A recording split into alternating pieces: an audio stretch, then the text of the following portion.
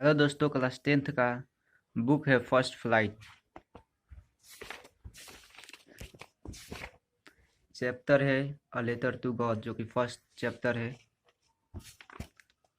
इसका oral comprehension question जो है वो 3 number.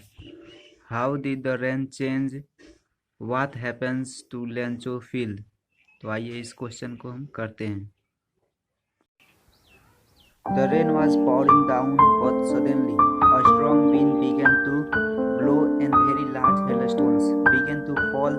Along with the rain, all the crop in lencho fields destroyed. वर्षा हो रही थी, लेकिन अचानक तेज हवाएं बहने लगी और बड़े बड़े लार्ज हेलस्टोन गिरने लगे बारिश के साथ।